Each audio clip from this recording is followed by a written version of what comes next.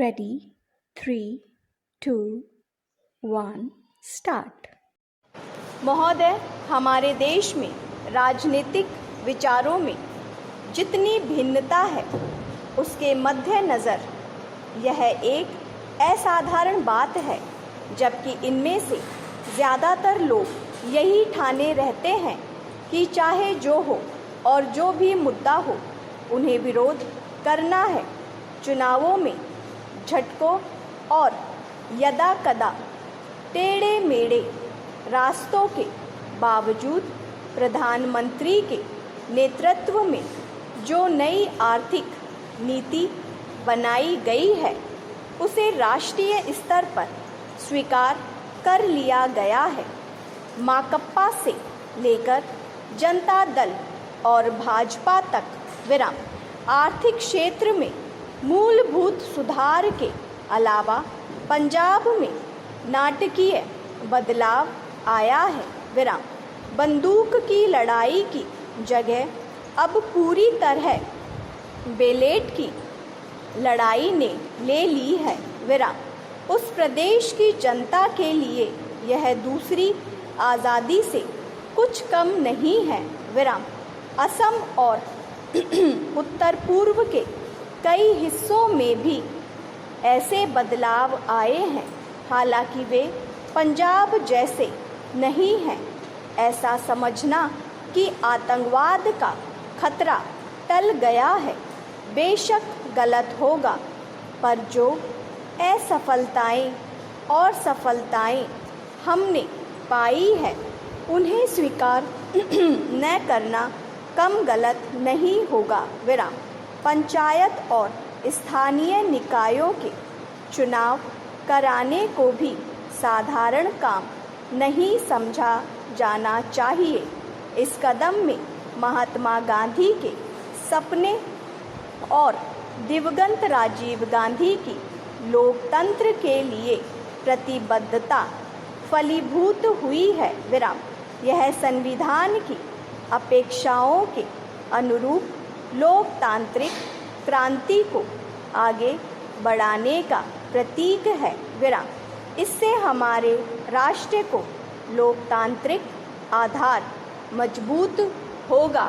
विराम हिंदुत्व के घटते उन्माद का ध्यान रखना भी उतना ही महत्वपूर्ण है।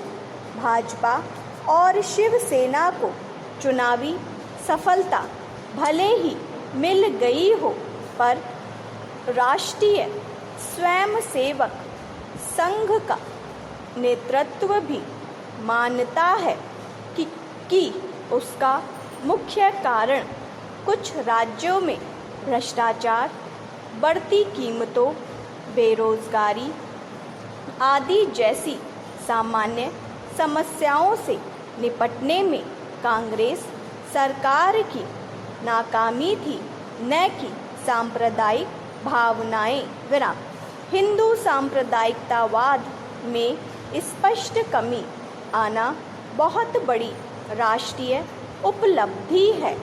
इन सब से महत्वपूर्ण है सार्वभौमिक मामलों में भारतीय व्यक्तित्व का फिर से उभरना।